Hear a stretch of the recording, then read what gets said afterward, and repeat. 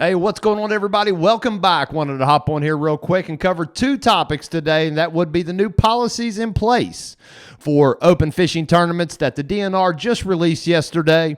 And also we'll dive into some updates on what's going on for this weekend for the Dock Talk West Virginia Open. Thank you all for joining me. I'm your host, Shane Rains. And of course, if you haven't heard, new policies are in place for open fishing tournaments. The restrictions are pretty stiff, but we'll cover all these restrictions. Kind of dive into it just a little bit more. Elaborate just a little bit more on kind of what these things mean. If you are still trying to run a tournament through this 3, 4, 5, 6th week of the governor's reopening process of the state. So I tell you what, let's just hop right into it. And also, before we get into this, make sure you like and share this video. Make sure it gets out to the folks that are interested in this tournament if they have not signed up yet. And also the ones that may not be on Facebook, I'll make sure to link this to the YouTube channel so they can just log into their web browser and find this information as well. Okay, so let's just dive right into exactly what we should be expecting as far as the policy for reinstitution of open fishing tournaments. Okay, this came directly from Assistant Chief Fisheries Management for the West Virginia DNR. This information got sent to me yesterday early afternoon or in the morning. So wanted to get this information out to you as quickly as possible so everyone could plan accordingly and still try to put something together. At least this is an option for folks. So we're going to dive into it just a little bit here. The first part of this release, I'm not going to read it all to you. You can go back and read it a post later. And like I said, I'll make sure to have links of everything. But the policy for reinstitution of open fishing tournaments are basically following the governor's official plan for the state reopening. Now, his official plan is actually we will start the 3rd week coming up May 11th. This is kind of what this whole first statement dives into. Now, this runs through 6 total weeks of this reopening process, and that would actually put you back to the start of the 7th week, which, as long as everything goes perfectly, would actually be all technically completely open to handle fishing tournaments and run fishing tournaments unrestricted pre-COVID-19 madness that we've been dealing with.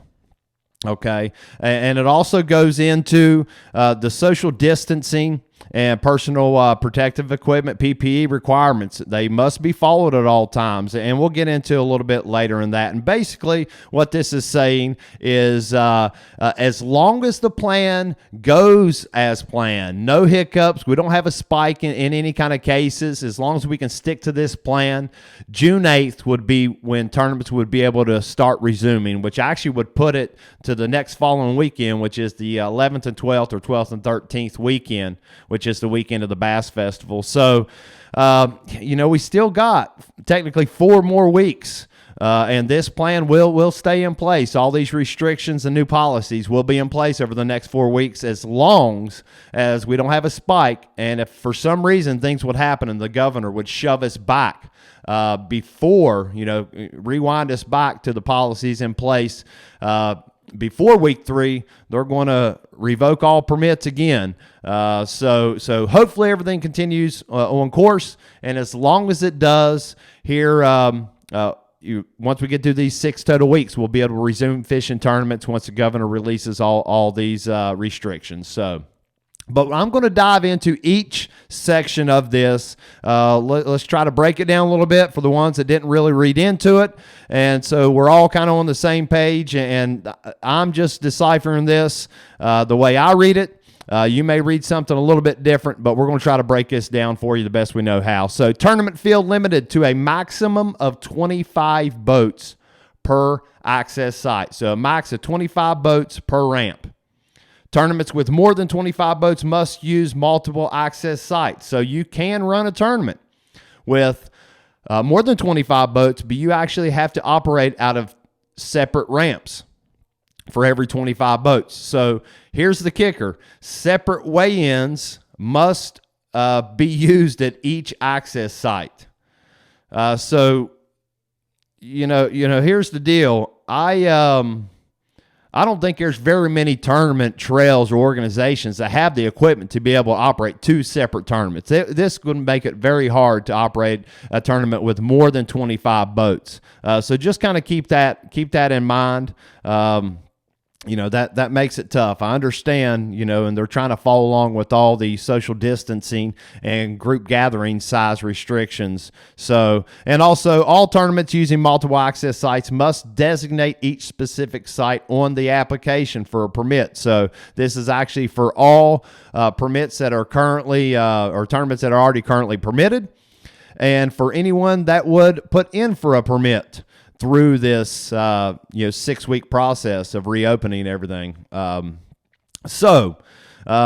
you do have to kind of branch out and go to multiple ramps, you need to definitely let the DNR know that information so they can put that on your permit paper. So in my opinion, from what I've heard, they will be monitoring closely, potentially kind of watching how things are ran.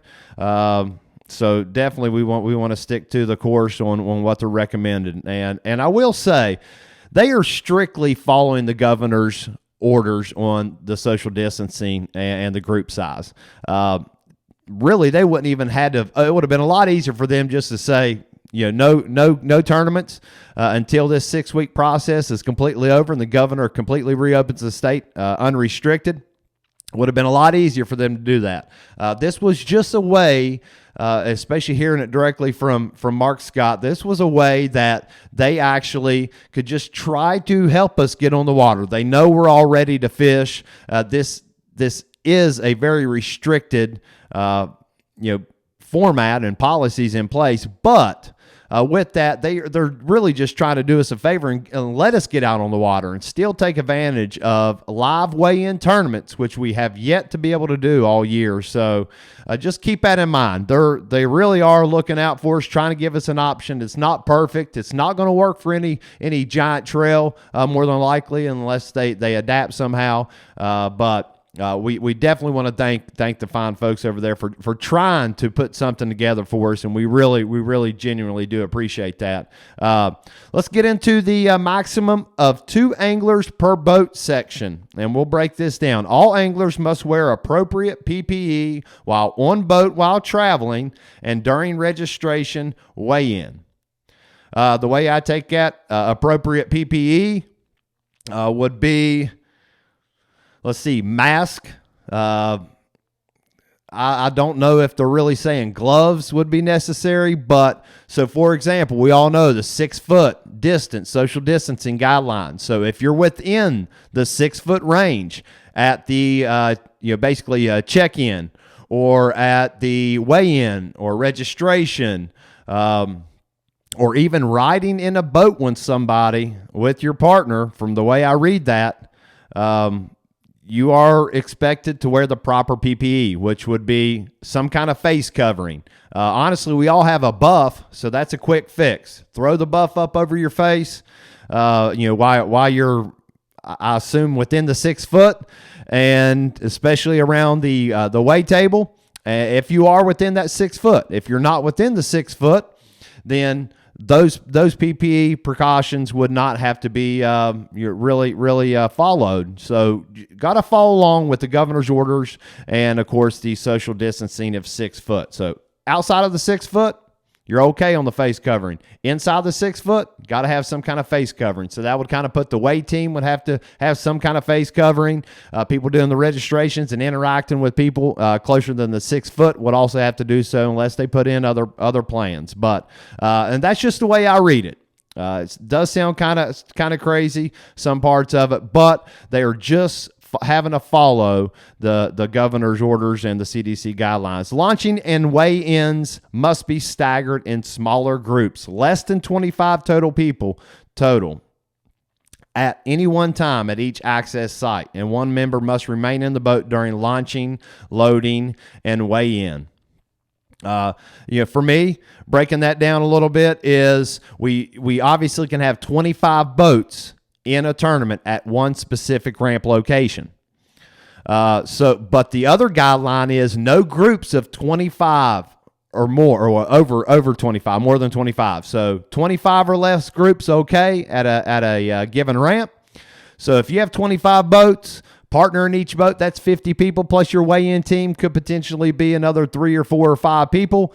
You have to keep in mind the actual gathering part of the restriction. So no more than 25 congregating at the ramp, one person weighing in fish from the team, no 2-person teams go up to weigh fish, limiting crowds. I see a lot of, probably more than likely, a lot of tournaments, if they try to go ahead on with these restrictions, under these restrictions, that they would actually probably ask that no crowds, no spectators there for the weigh-in. And like I said, when you're launching and loading up, one person in the boat, one person in the truck. When you weigh, get in your vehicle and exit the ramp facility. Is exactly how I pretty much read this. We're going to jump to the last and final section. All social distancing protocols must be followed by participants, sponsors, any audience member present during registration, launching, and weigh-ins. Just like I just said, social distancing protocols. Stay 6 foot away from everyone. If you are within that 6 foot, you do have to follow the proper PPE guidelines. All tournaments using only web-based registrations and weigh-ins are permissible, so they are allowed. And gatherings, including tournament registrations, weigh-ins with more than 25 people, are strictly prohibited. So right there is what I was talking about, at not only the 25 boat restriction, but also the 25 people gathering at a registration or weigh-in. So you kind of have to figure out a way to keep people moving. And tournament anglers not weighing fish should leave the tournament area immediately upon loading a boat. All right, so that kind of breaks all that down for you. I know everyone can read out there and have probably read that through themselves, but I figured we'd take a minute, just kind of break it all down, give you some kind of different instances and examples of things you'd have to probably look out for from just the way I read it. And at least they're giving us an option to still be able to compete. I know it's not ideal. But kudos to all the fine folks at West Virginia DNR for putting together and taking the time to put that plan together, new policies to allow us to continue. And hopefully everything goes on track, on pace, how they're seeing it go. And after that 6th week of reopening, the governor says, hey, open it up, unrestrict, and we can go back to pre-COVID-19 policies that we've always been following. So I hope that helps break that down a little bit. There will be I'm sure some information released from a lot of these trails and organizations on how they're going to handle that going forward. Max 25 boats is a key thing per ramp. You can have more, but you got to launch for multiple ramps and also have a separate weigh-in. That's extremely tough. But no more than 25 people gathered at any one location at one time. And also following the proper PPE guidelines that are in place. So just an update on that. Any questions, reach out to me. You can find all this info. And like I said, in past posts, I'll make sure I drop a link to that as well. Next, let's give you a little update on the upcoming Dock Talk West Virginia Open. 20 teams have registered so far. I think we just have a couple of those that need to pay. So we're looking at 20 teams or 20 participants, boats, however you want to say it. So 20 boats, expecting possibly a few more. There is still time to register for this event. You do still have time to find you a HAWG trough. I'll drop the links in the details and the description of the video. If you do find this on YouTube, I'll make sure it's in the full description as well with links to all of what we're talking about. But you can still find it HAWG Trough, Mountaineer RV and Outdoor Center in Weston, open until 5:30 p.m. on Friday evening. They had some in stock. There have been some people go ahead and go up and pick one up, so you got to hurry. You have, if you're going up pre-fishing on Friday, swing on over and grab you a HAWG Trough. You got to have that board, only approved board for this tournament, okay? And like I said, we are talking about the Dock Talk West Virginia Open if you're just joining in. So share with your friends, just get this information out there for everybody. But Also, Elevation Sports, I dropped a link in a few posts back. They are shipping free. They're in Beckley. I would probably do that today. Today's Wednesday. If you don't get that order in, you're going to be cutting it kind of close. But free shipping. The code is DOCKTALK, DOCKTALK, all capital letters, and that is your promo code for free shipping if you're seeing this and you can somehow live close enough to get that the next day. So just heads up on that. So 2 places, Elevation Sports online and also Mountaineer RV and Outdoor Center in Weston. So it's just downtown Weston. If you head down kind of towards downtown, towards the old asylum on that end, and actually downtown Weston, you will find them as soon as you come into town where all the restaurants are. Great people to deal with. Joe and Gina Starlett, great people. Thank you very much for your support, guys. But also, don't forget, as far as the Open this weekend, we have a couple things in place that are going to be exciting. And, of course, I know I announced it before, and that is JT's Custom Jigs stepping up as a sponsor for this event, offering up some prizes. And his sponsor prizes, of course, first place, 6 baits of your choice to the team or angler. Second place gets 4 baits of your choice, and third gets 2. So if you're fishing by yourself, you're going to get to pick out 6. If you're a team, you'll split that. But he offers up some amazing baits, buzz baits, spinner baits, jigs, custom painted crate baits, but we'll get you directly in contact with him if you are lucky enough to place in those top finishers. Thank you, JT's Custom Jigs. You have to hop over. I'll drop a link to his Facebook profile for the page here in the description as well.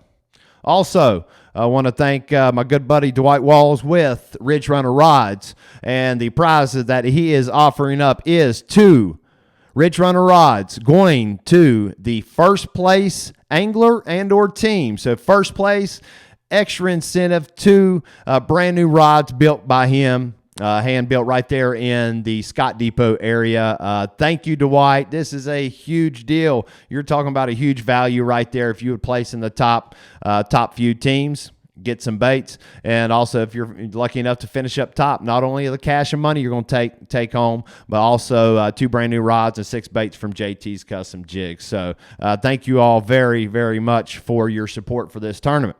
Like I said, 20 or so boats already signed up. There is still time for you to get a hog trough. Plenty of time. You can wait all the way up till 5, right around 5 on Friday. Rush in, get you one, so you have till then to get you a hog trough. You might even be able to order one in. Like I said, Elevation Sports, if you can get that order in quickly, he might be able to get that out. So I'm excited. I want to thank all the anglers that have kind of jumped on board, just trying to offer up a tournament. I know times are tough. I've had a lot of people reach out, throw me their opinions once I release the information about this tournament. Thank you for those. Try to make this event as fair as possible.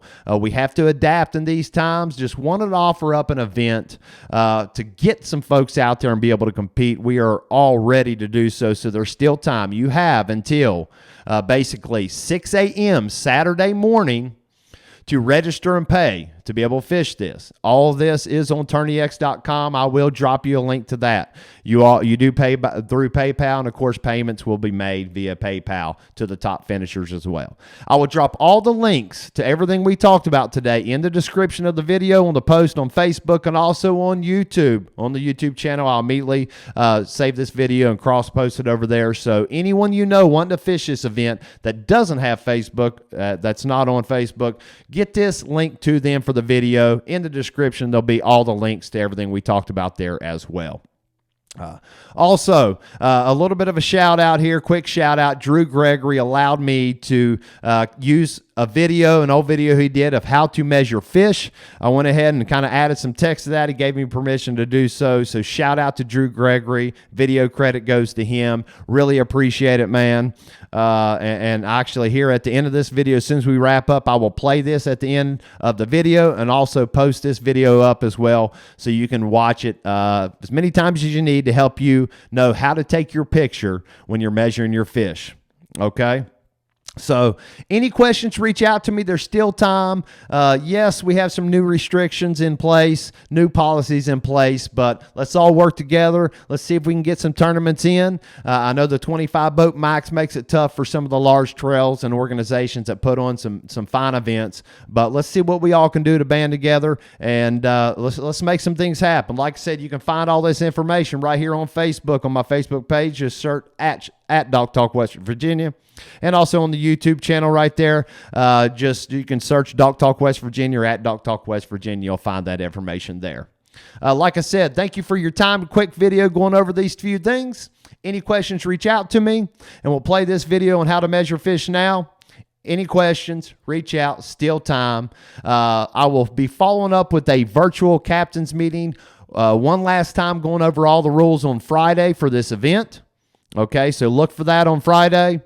Again, I'll cross-post it to YouTube, so make sure the folks that don't have Facebook can get that information.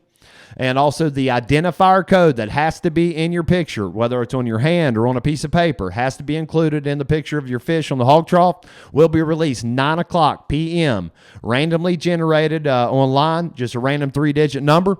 Will be posted at 9. I'll make sure to upload it on the Attorney X site for your reference if you need to find it there as well. All right.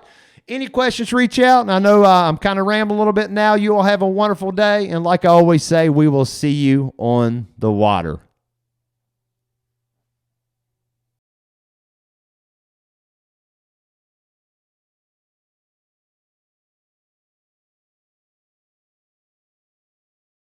Now his method, he's just going to slide it on over right here. I'll get some shots with my GoPro showing it from this angle. And he's going to make sure the front of the fish is touching the end of the board here. So right here, fish is definitely touching. You can see that. Okay, and now since the front of the fish is touching the front of the board here, the bump, now he's going to position the tail the best he can, which looks like he's kind of got it as far as he can get it. Why don't we slide that tail around, Chris, see if can you get anything else out of this fish? You can see, and you're allowed to do this. You can position that tail. You want to get the most out of your fish, the most possible. By that little tiny swing, I could get a legal 17 1/4 right there if I can get that to show up in the picture. And now that he knows his fish is potentially 17 1/4, we're going to try to snap a photo that proves that. You don't want to short yourself.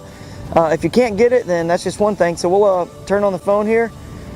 Any smartphone should work. So now Chris has snapped his photo, he's locked it in, but before he's going to release the fish, he might investigate the photo and see if he made sure he got one that accurately showed it at 17 1/4 inches, and he makes sure that the front of the fish is touching the board, make sure his hand, as you can see here, is actually behind the eye. You know, he's got it just over the gill plate, so it's not interfering with us being able to judge the fish's nose or lips on the front of the board, and it's obviously not interfering with the tail. So that's one thing we suggest. So you know, if you know you got it, you look at your phone real quick and you know you've got the photo, then go ahead and release the fish. Okay, now we're going to talk about a few wrong ways to measure the fish. And now we're going to look at one wrong way obviously could be if the front of the fish is not touching the end of the bump board. So you can clearly see that's wrong. Another thing you can do is you could have your hand over the eye. And Chris's hand right here is it's just too much over the eye. So you want to have it behind basically the gill plate really. It's perfectly fine for your hand to be in the photo right in the middle. That's where you want it. Another thing you could do is you could take a photo with the head of the fish, the front of this bump board, or the tail cut off. Okay, that's another possibility. You could, as Chris has here, you could forget your identifier. So if that's not in the photo, then that's not going to work either. So you got to have the identifier. Don't forget, that's what shows the fish was caught this day, and that way no one can cheat in these events in this particular way. And the other thing you could do is you could turn the fish the wrong direction. So you could turn it facing the right and upside down. Exactly. So it's upside down here. So essentially that's wrong. And you could also turn it where the head is facing the end of the board there, flop it over, and that's not correct either. Again, this is all to make sure that no one is able to score the same fish twice. Okay, it always has to be facing to the left. As you're looking down on the fish like Chris and I are, we can go ahead and spin it back over. The belly is facing south, if you will, towards you. Dorsal fins at the top. This really is not that hard, folks. Another thing you don't want to do is have your hand inside the mouth anywhere or inside the gills. So keep your hand out of the gills and out of the mouth. That's also a penalty. Any other ways we can mess this up, Chris, or you know of that people have done? Only thing, don't make sure that your identifier is not covering the furthest measurement, because then you can't see it. Exactly, and then make sure you don't take photos from a crazy angle like this. See, we can't see if the fish is touching the front of the bump, and if your photo's over here, we can't see exactly, you know, if it's touching or if it's not, and it's just difficult. So the photo needs to be taken directly above.